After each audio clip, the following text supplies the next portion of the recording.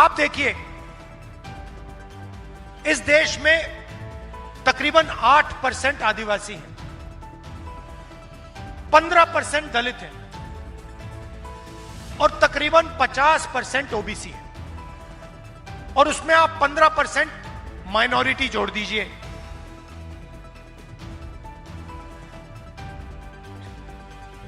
अगर आप इन सबको जोड़ो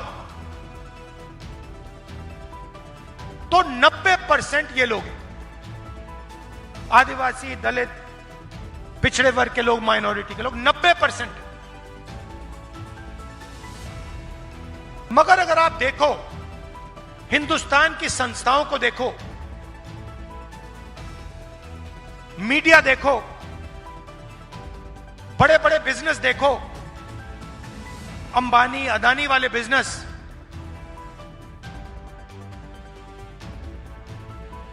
जुडिशियल सिस्टम देखो, कोर्ट कचहरियां देखो, आपको 90% में से कोई इनके अंदर नहीं दिखेगा। हिंदुस्तान की सरकार को 90 लोग चलाते हैं, आईएएस के लोग हैं, बजट को ये बांटते हैं। हर साल आपके जेब में से जीएसटी निकलती है, आप पेट्रोल खरीदते हो, कपड़े खरीदते हो, जूते खरीदते हो, टैक्स भरते हो, आपके जेब में से टैक्स निकलता है। वो टैक्स सरकार के पास जाता है और फिर हर साल बजट में वो खर्च होता है। अब मैंने पता लगाया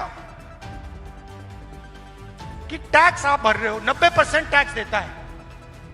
जितना टैक्स आप देते हो, जितनी जीएसटी आप देते हो, उतनी ही जीएसटी अदानी देता है। अगर आप शर्ट खरीदोगे, जितनी जीएसटी आप दोगे उतनी अदानी देगा। अगर आप 1 लीटर पेट्रोल खरीदोगे, जितनी जीएसटी आप देते हो उतनी वो देगा। जितना टैक्स आप देते हो उतना वो देगा। और मैंने पता लगाया, ये जो बजट है, जो पैसा है देश का, ये कैसे खर्च होता है, ये कौन निर्णय लेता है? 90 अफसर निर्णय लेते हैं। 90 लोग हैं। रेलवे बजट में पैसा कितना खर्च होगा, कहां खर्च होगा, ट्रेन कहां लगेगी, ये 90 लोग निर्णय लेते हैं। हाईवे कहां बनेगी, रोड कहां बनेगी, कैसी बनेगी, ये निर्णय लेते हैं। सेना को कितना पैसा मिलेगा, ये निर्णय लेते हैं। शिक्षा में कितना पैसा जाएगा, ये निर्णय लेते हैं। आदिवासी स्कूल कितने बनेंगे, दलित स्कूल कितने बनेंगे, निर्णय ये लेते हैं। कर्जा माफ होगा, निर्णय ये लेते हैं। डिसीजन इनका। 90 में से आदिवासियों की आबादी हिंदुस्तान में 8%, 90 में से एक अफसर आदिवासी वर्ग का है, एक अफसर, और उसको भी पीछे बैठा रखा है कोने में। अगर हिंदुस्तान की सरकार 100 रुपए खर्च करती है तो आदिवासी अफसर 10 पैसे का निर्णय लेते हैं। अच्छी तरह सुनिए, अगर हिंदुस्तान की सरकार बजट में 100 रुपए खर्च करती है तो 10 पैसे का निर्णय आदिवासी अफसर लेते हैं। आपकी आबादी 8%, 100 में से 8, और आपकी भागीदारी 100 में से 10 पैसे। दलित 15%, 90 अफसर में से 3 दलित हैं। और अगर हिंदुस्तान की सरकार 100 रुपए खर्च करती है तो दलित अफसर 1 रुपए का निर्णय लेते हैं। आबादी 15%, भागीदारी 100 रुपए में से 1 रुपया। पिछड़े वर्ग 50% है, 90 में से 3 अफसर पिछड़े वर्ग के हैं। और उनकी भागीदारी 100 रुपए में से 5 रुपए। मतलब दलित, आदिवासी, पिछड़े वर्ग के अफसर 100 रुपए में से 6 रुपए 10 पैसे का निर्णय लेते हैं। आपकी आबादी 90%, भागीदारी 100 रुपए में से 6 रुपए। अब मैंने ये बात उठाई, पार्लियामेंट में बात उठाई कि भाई ये हो क्या रहा है। हिंदुस्तान के लोग, आदिवासी, दलित, पिछड़े वर्ग के लोग, इनकी इस देश में भागीदारी नहीं है, कॉर्पोरेट इंडिया में नहीं है, जुडिशियल सिस्टम में नहीं है। मीडिया में आप दिखा दो मुझे, आप मुझे मीडिया में, नेशनल मीडिया में एक आदिवासी एंकर दिखा दो, एक दिखा दो मुझे, एक दलित दिखा दो, एक पिछड़े वर्ग का दिखा दो, नहीं मिलेगा। आप में कोई कमी नहीं है, आप में कोई कमी नहीं है। हिंदुस्तान का पिछड़ा वर्ग, दलित वर्ग, आदिवासी वर्ग कोई भी काम कर सकता है, कुछ भी कर सकता है, कोई कमी नहीं है आप में। आपको रास्ता नहीं दिया जाता, आपको रोका जाता है। आपके सामने दरवाजा है और मोदी जी आके बहाने बनाते हैं। सच्चाई है।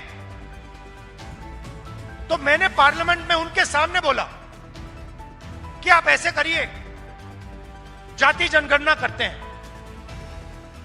पता लगाते हैं इस देश में कितने दलित हैं, कितने आदिवासी हैं, कितने पिछड़े वर्ग के लोग हैं। पता लगाते हैं हमारी संस्थाओं में आदिवासी, दलित, पिछड़े वर्ग के कितने लोग हैं। पता लगाते हैं मीडिया में कितने हैं।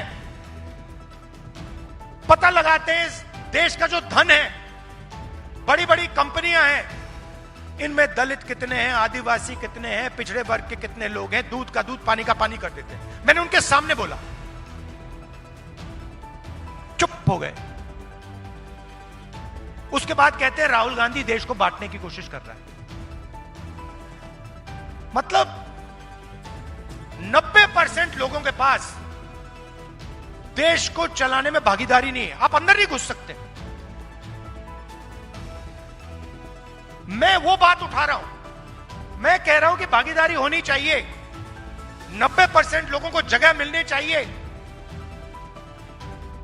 पब्लिक प्राइवेट यूनिवर्सिटी देखिए, आप मुझे बता दो कौन सी प्राइवेट यूनिवर्सिटी को आदिवासी चला रहा है, कौन सी प्राइवेट यूनिवर्सिटी को दलित चला रहा है। मुझे बता दो, नाम बता दो। ये बड़े बड़े जो अस्पताल हैं, अपोलो अस्पताल, ये सब जो हैं खुल रहे हैं, मुझे बता दो इसको, इनमें से कौन सा है जिसका मालिक आदिवासी है, जिसका मालिक पिछड़े वर्ग का है, जिसका मालिक दलित है। आपको एक नहीं मिलेगा, पूरे देश में ढूंढ लो, एक नहीं मिलेगा। यह बात मैंने उठाई पार्लियामेंट में और कहते हैं राहुल गांधी देश को बांट रहा है। मैं चाहता हूं कि 90% लोगों को इस देश में भागीदारी मिले। मैं चाहता हूं अगर यह देश चलाया जाए तो 90% लोग इस देश को चलाएं। और बीजेपी चाहती है कि इस देश को 2-3 लोग चलाएं, नरेंद्र मोदी, अमित शाह, अंबानी और अदानी। और पूरा का पूरा जो धन है इस देश का, आपकी जमीन हो, जंगल हो, सब का सब आपसे छीनकर यही 10-15 इनके जो बड़े अरबपति हैं इनको मिल जाए। भाई और बहनों, 16 लाख करोड़ रुपया, 16 लाख करोड़ रुपया नरेंद्र मोदी जी ने 25 लोगों का कर्जा माफ किया है। उनमें आपको एक आदिवासी नहीं मिलेगा, एक दलित नहीं मिलेगा, एक पिछड़े वर्ग का नहीं मिलेगा। और जब हम कहते हैं किसानों का कर्जा माफ होना चाहिए, तो वो कहते हैं देखो राहुल गांधी किसानों की आदत बिगाड़ रहा है, देखो देखो राहुल गांधी किसानों की आदत बिगाड़ रहा है। जब आपने 16 लाख करोड़ रुपए उनका कर्जा माफ किया तो आपने उनकी आदत नहीं बिगाड़ी क्या? उन्होंने लाखों करोड़ रुपए का बैंक लोन लिया, उसको आपने माफ कर दिया। उसको आप आदत बिगाड़ना नहीं कहते हो। मगर एक छोटा सा किसान 50,000 रुपए का कर्जा लेता है, हाथ जोड़ के कहता है मेरा कर्जा माफ कर दो। हम कर्जा माफ करते हैं, आप कहते हो देखो किसान की आदत बिगाड़ी। हम न्याय चाहते हैं। हमारा सिर्फ यह कहना है कि अगर देश चलाया जाएगा तो इसको 2-3 लोग नहीं चलाएंगे, इसको 90% आबादी चलाएगी। और अगर देश को चलाया जा रहा है तो उसमें आदिवासी दिखेंगे, दलित दिखेंगे, पिछड़े वर्ग के लोग दिखेंगे। इसीलिए मैंने पार्लियामेंट में साफ कह दिया है, 2 काम हम करेंगे। पहला काम जाति जनगणना, दूध का दूध पानी का पानी हो जाएगा, सबको पता लग जाएगा आदिवासी की, दलित की, पिछड़ों की कितनी भागीदारी। और दूसरा, ये जो उन्होंने दीवार बना रखी है रिजर्वेशन की कि 50% से ज्यादा रिजर्वेशन नहीं जाएगा, इस दीवार को हम तोड़ के परे कर दें। हम रिजर्वेशन को 50% से ज्यादा करके दिखाएंगे, ये मैंने पार्लियामेंट हाउस में बोला है। मणिपुर की बात कर देता हूं। जहां भी ये जाते हैं, जहां भी बीजेपी के लोग जाते हैं, वो भाई को भाई से लड़ाते हैं। एक धर्म को दूसरे धर्म से, एक जात को दूसरी जात से, एक भाषा को दूसरी भाषा से लड़ाते हैं, गुस्सा नफरत फैलाते हैं। मणिपुर को इन्होंने जलाया। आज तक हिंदुस्तान का प्रधानमंत्री नहीं गया है, आज तक नहीं गया है। मतलब उन्होंने ये बात मान ली कि मणिपुर जैसा प्रदेश है ही नहीं। प्रधानमंत्री, प्रदेश जल गया, प्रधानमंत्री आज तक उस प्रदेश में नहीं गए। और प्रदेश को जलाने का काम बीजेपी के विचारधारा ने किया है। इसलिए मैंने कहा, कन्याकुमारी से कश्मीर में चला, कांग्रेस पार्टी के हजारों लोग चले 4000 किलोमीटर, और रास्ते में हमने कहा नफरत के बाजार में मोहब्बत की दुकान खोलेंगे।